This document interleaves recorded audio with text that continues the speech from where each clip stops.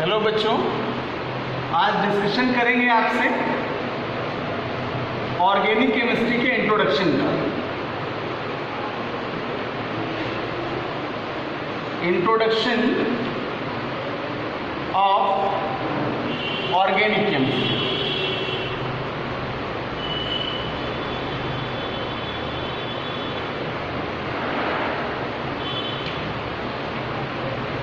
कार्बनिक रसायन का परिचय और बहुत इंपॉर्टेंट सेक्शन है, क्योंकि जब प्रीवियस क्लास में हम लोगों ने क्लासिफाइड किया था केमिस्ट्री को 5 टाइप्स में। इनऑर्गेनिक केमिस्ट्री मीन्स अकार्बनिक रसायन, ऑर्गेनिक केमिस्ट्री कार्बनिक रसायन जिसका इंट्रो आज कर रहे हैं, फिजिकल केमिस्ट्री। नेक्स्ट क्लास में हम लोग फिजिकल केमिस्ट्री का भी डिस्कशन करेंगे। भौतिक रसायन कहते हैं, बायोकेमिस्ट्री जैव रसायन एंड इंडस्ट्रियल केमिस्ट्री औद्योगिक रसायन। ये 5 टाइप्स हैं जिनको लेकर के आपका टॉपिक सिलेबस या टोटल कंटेंट बनाया गया।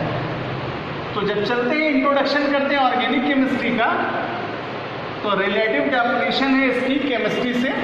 रसायन क्या है? तो साइंस की वह ब्रांच है जिसके अंतर्गत केमिकल कंपाउंड्स का कंपोजिशन यानी उनका संगठन, उनके केमिकल और फिजिकल बिहेवियर मीन्स प्रॉपर्टीज आदि का स्टडी करते हैं, वो केमिस्ट्री कहलाती है। और केमिस्ट्री की सब ब्रांच है organic chemistry. So we say that it is in the sub branch of chemistry where we studied only organic compounds, their nature, their properties and their uses. रसायन विज्ञान की वह शाखा उपशाखा जिसके अंतर्गत कार्बनिक यौगिकों का अध्ययन करते हैं, तब इसे कार्बनिक रसायन कहते हैं।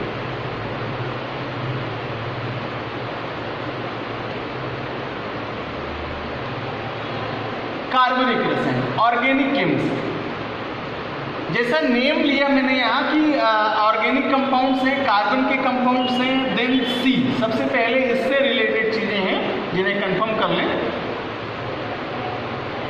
कार्बन के लिए वैलेंसी को कॉन्फ़िगरेशन से समझ लें 2 और 4 K और L में इलेक्ट्रॉन्स का डिस्ट्रीब्यूशन है, और यहाँ 4 इलेक्ट्रॉन्स की अवेलेबिलिटी है, जिसके आधार पर हम इसकी वैलेंसी देख सकते हैं। बिकॉज संयोजी कोष में उपस्थित इलेक्ट्रॉनों की वे संख्या जो उसका ऑक्टेट कंप्लीट कराने के लिए गेन या टेक की जाती है, डोनेट या एक्सेप्ट की जाती है, उसकी वैलेंसी कहते हैं। तो आप ऑर्गेनिक केमिस्ट्री का स्टडी करने से पहले माइंड सेट कर लें कि कार्बन की जो वैलेंसी है वो 4 होगी सभी कंपाउंड्स में जितने भी कार्बन अवेलेबल हैं। देन इससे रिलेटेड कुछ रूल्स हैं जो आपको यूनिट में ही बताऊंगा। जैसे बर्जीलियस कॉन्सेप्ट आया सबसे पहले, और इस कॉन्सेप्ट का मानना था, साइंटिस्ट बर्जीलियस का मानना था कि इस सराउंडिंग्स में जहाँ भी लिविंग बीइंग्स अवेलेबल हैं उनमें से ऑर्गेनिक कंपाउंड का सिंथेसिस कर पाना पॉसिबल नहीं है। लेकिन इनका ये सिद्धांत कैंसिल आउट हुआ बिकॉज वोलर नाम के साइंटिस्ट थे जिन्होंने लैब में एक्सपेरिमेंट करते हुए सेलुलोज नाइट्रेट, और सबसे पहला जो कंपाउंड बनाया गया था वो था आपका यूरिया।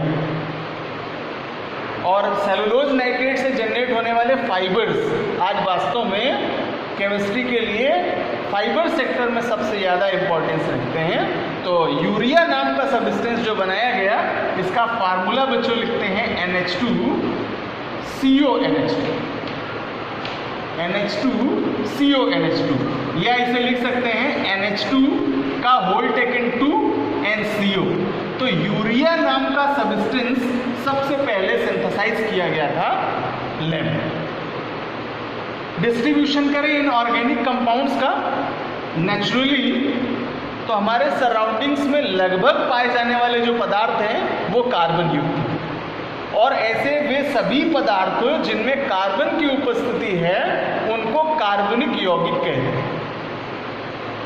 एग्जाम्पल लें तो वुड में मीन्स लकड़ी में भी प्रेजेंस रखता है, चॉक कार्बन की प्रेजेंस है इसमें, और बहुत सारे एलिफेटिक और एरोमेट्स कंपाउंड्स में जाएं जब इनिशियल क्लासिफाइड करें इसे, जैसे मैं अभी ओपन चेन और क्लोज चेन के कुछ एग्जांपल्स लूँगा और आपसे डिस्कस करूँगा, देन वो प्योरली कार्बन के कंपाउंड्स हैं।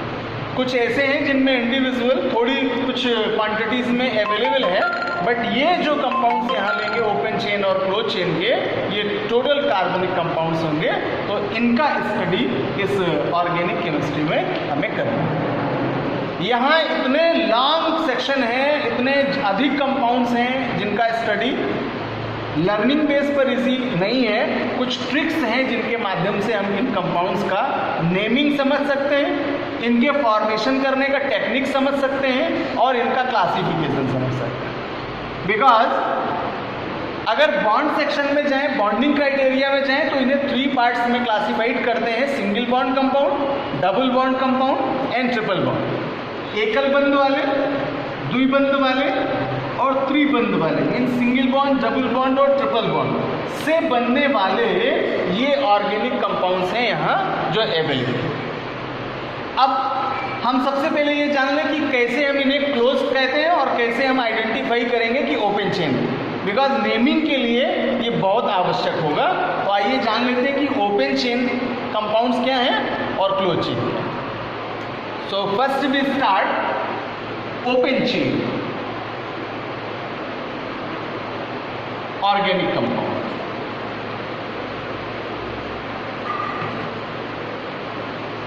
खुली श्रृंखला वाले कार्बनिक यौगिक, खुली श्रृंखला युक्त कार्बनिक यौगिक।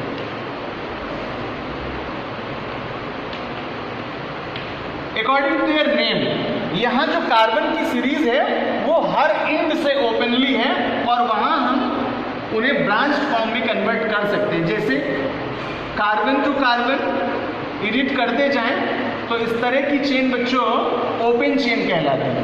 And you know that each carbon have their valency 4। सो अगर हम इन सभी कार्बन की वैलेंसीज को सेटिस्फाइड करें देन सिंगल बॉन्ड से इनका सेटिस्फेक्शन होगा और ये हाइड्रोजन द्वारा सेटिस्फाइड होगी। तो जब कभी ये सीरीज आपको दिखाई दे कि आगे कार्बन के ऐड होने की संभावना बनी रहे, मीन्स पोटेंशियलिटी बनी रहे, तो ऐसी चेन ओपन चेन कहलाती है। और यहाँ देख लीजिए हर कार्बन में ये पोटेंशियलिटी है कि वो नेक्स्ट सीरीज का फॉर्मेशन कर सकती है। तो लीनियर का एग्जाम्पल लें और लीनियर से साइड चेन भी बना लेते हैं। तो अभी देखते हैं नेक्स्ट एग्जाम्पल कि कैसे साइड चेन जनरेट हो जाएगी ओपन चेन वाले कंपाउंड। और लेते हैं कि नेक्स्ट सीरीज जिससे ब्रांच फॉर्मेशन समझ पाते हैं। सपोज दैट लीनियर कार्बन्स का कंजुगेशन कुछ इस तरह से है और ये कंजुगेशन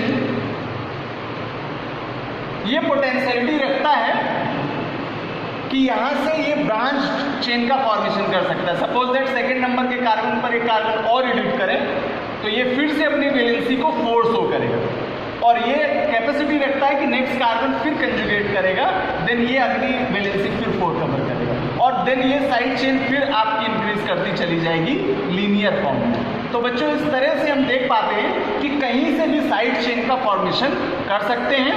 तो इस तरह से जब कभी कार्बन के ऐसे कंपाउंड्स आपको मिले जो लीनियर चेन के हों या साइड चेन के, वे सभी आपके कंपाउंड्स ओपन चेन कंपाउंड्स के रूप में जाने जाते हैं और इन्हें खुली श्रृंखला वाले यौगिक कहते हैं। और अभी डिस्कस करें क्लोज चेन कंपाउंड्स के बारे में। क्लोज चेन कंपाउंड और इन्हें कहते हैं बच्चों बंद श्रृंखला वाले यौगिक। बंद श्रृंखला वाले यौगिक कार्बन इस तरह से कंजुगेट हो, ऐसे जुड़े कि जुड़ करके वो साइक्लिक फॉर्म में आ जाए, क्लोज फॉर्म में आ जाए, देन उसे हम क्लोज साइकिल कंपाउंड्स या साइक्लिक कंपाउंड्स या चक्रीय यौगिक के रूप में जानते हैं। तो स्टार्ट करते हैं मिनिमम इसका 3 कार्बन से, और सपोज दैट 3 कार्बन्स का कंजुगेशन दिखाए हैं तो ट्राइंगल फॉर्म में एक शेप मिलेगी जो कि आपको लीनियर आईयूपीएसी में शेपिंग देना मैं बताऊंगा कि किस तरह से linear structures in organic compounds के बनाए जा सकते हैं। इजी है, और कह लें तो it is in the short hand language of organic chemistry. यहाँ इतने अधिक कंपाउंड्स हैं और लॉन्गिट्यूडनल कंपाउंड्स हैं कि अगर उन्हें हम सारे कार्बन चेन को कार्बन बेस में लिखना स्टार्ट करें तो इम्पॉसिबल होगा, बहुत लंबा समय लगेगा लिखने में। तो इसलिए यहाँ लीनियर स्ट्रक्चर्स का उपयोग करते हैं और उनके माध्यम से भी कन्वर्ट करते हैं। तो सबसे पहले मॉलिक्यूलर से स्ट्रक्चर ओपन करना, स्ट्रक्चर से नेमिंग करना और नेमिंग से लीनियर की तरफ जाना, और यही फिर रिवर्स फॉर्म में भी कर सकते हैं कि लीनियर से नेमिंग, नेमिंग से स्ट्रक्चर, स्ट्रक्चर से उसका मॉलिक्यूलर। और ये सभी कार्बन्स सिंगल बॉन्ड से कंजुगेट हों, और मैंने पहले क्लियर किया कि कार्बन की सभी वैलेंसीज 4 सेटिस्फाइड होनी चाहिए हर एक कार्बन की। तो आप चेक कर लीजिए इसको, 1 2 3 एंड 4, 1 2 3 एंड 4 एक कार्बन हुआ, और नेक्स्ट कार्बन ऑलरेडी 1 2 3 और 4, और नेक्स्ट कार्बन ऑलरेडी 1 2 3 एंड 4। अब यहाँ बच्चों हम देख पाते हैं कि ये जो कार्बन्स हैं जिन्होंने कंजुगेट किया है अपने को साइक्लिक फॉर्म में, इनिशियल यहाँ कुछ भी ऐड नहीं कर सकते हैं। एक्सटर्नली हम कोई एडिट करें वो अलग कंडीशन होगी, बट इन 3 कार्बन्स के बीच में अब कोई भी पार्ट इनिशियल एडिट नहीं हो सकता। तो जो स्ट्रक्चर देते हैं लीनियर फॉर्म में वो ये होता है इसका ट्राइंगल ऐसे, और ये यौगिक close compounds, close chain compounds कहलाते हैं। 4 कार्बन की सीरीज लें, सो 1 2 3 एंड 4, और इन कार्बन्स को कंजुगेट कराएं सिंगल बॉन्ड से और सभी कार्बन की वैलेंसी सेटिस्फाइड करें 4 से। Then 1 2 3 4 and 1 2 3 4 and 1 2 3 4, each carbon have their valency 4। अब देख लीजिए यहाँ पर कि ये जो 4 कार्बन्स हैं ये आपस में साइक्लिक हो जाते हैं, चक्रीय हो जाते हैं और क्लोज फॉर्म में हो जाते हैं। अब यहाँ इंटर्ड पार्ट में हम कोई भी ग्रुप या कोई भी अदर एलिमेंट ऐड नहीं कर सकते हैं, कोई भी हाइड्रोजन एटम एडिट नहीं कर सकते हैं। हाँ, एक्सटर्नल सीरीज भले आपकी बन जाए, देन इसका लीनियर स्ट्रक्चर बन जाएगा ये, और ये सभी कार्बन क्लोज फॉर्म में। अब चलते हैं 5 कार्बन्स का साइक्लिक कंपाउंड्स देखिए। 5 कार्बन का कंपाउंड फॉर्मेशन करें बच्चों तो इस ऑर्डर में कार्बन को रखेंगे, अपवर्ड या डाउनवर्ड, और ये सभी सिंगल बॉन्ड से एडिट करें और इस तरह से एडिट करें, और पाते हैं कि हर एक कार्बन की वैलेंसी 4 है। अगर इसको कंप्लीट करें तो कुछ इस तरह से ये वैलेंसी दिखानी होगी बॉन्ड से इस ऑर्डर। और अगर यहाँ हाइड्रोजन शिफ्ट कर दें और हाइड्रोकार्बन कंपाउंड बना दें इसको, देन ये वाला जो पार्ट है, इनिशियल पार्ट है, ये आपका कवर होता है क्लोज फॉर्म, और each carbon have their valency 4, so 1 2 3 and 4 and 1 2 3 and 4, and also this carbon 1 2 3 and 4 and each carbon have their valency 4, और इसका स्ट्रक्चर लीनियर फॉर्म में कुछ इस तरह से शो कर सकते हैं। हाँ, एक जानकारी और कर लेते हैं यहीं से कि ऐसे क्लोज या ओपन चेन वाले जो ऑर्गेनिक कंपाउंड्स हैं उनसे और भी कुछ एलिमेंट्स हैं जो संयोग करने की क्षमता रखते हैं। एक पार्ट आएगा यहाँ जब हम लोग यूनिट कंटेंट में होंगे कि एस्टिमेशन ऑफ कंपाउंड, मात्रात्मक आकलन करना कार्बनिक यौगिकों का, ये टॉपिक बड़ा इंटरेस्टिंग है यहाँ पर। और यहाँ इस कार्बनिक यौगिक में क्या क्या जुड़ सकता है वो जानेंगे, जिसका आज एक छोटा सा परिचय आपको करा दूं कि कार्बन से जुड़ने वाले जो एलिमेंट हैं उनमें से हाइड्रोजन,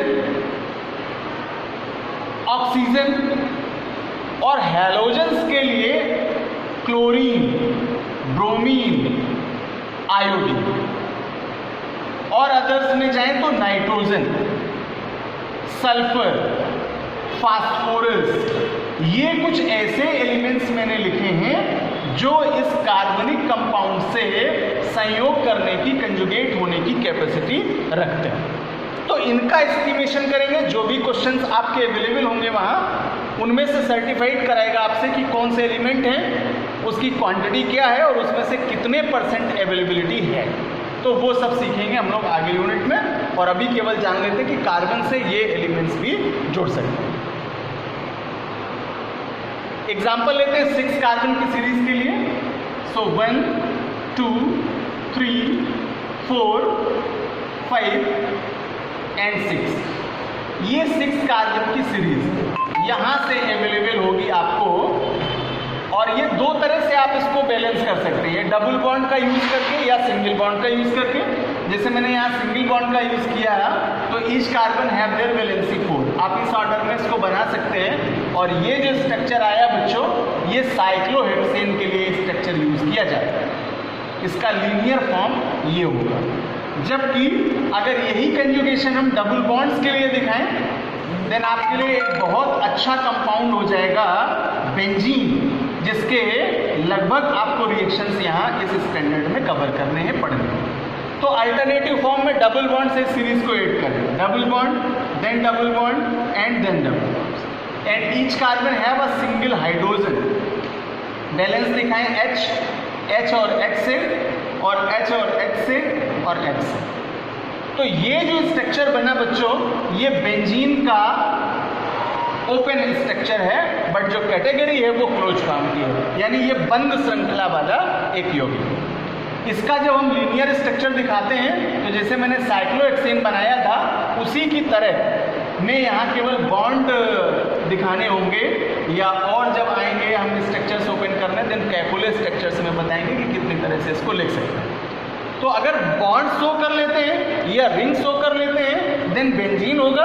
और विदाउट बॉन्ड या विदाउट रिंग जब लिखते हैं इसको, तो यही कंपाउंड आपका साइक्लोहेक्सेन के रूप में जाना जाता है, जो कि बंद श्रृंखला वाला यौगिक है। और बच्चों, ऑर्गेनिक केमिस्ट्री का स्टडी बहुत इंटरेस्टिंग इसलिए भी है क्योंकि हमारी डेली लाइफ से रिलेटेड बहुत सारे ऐसे प्रोडक्ट हैं जो ऑर्गेनिक केमिस्ट्री में इनिशियल टॉपिक ऐड कर लें, आपका इंडस्ट्रियल केमिस्ट्री वाला, उससे फॉर्मेशन किए जाते हैं।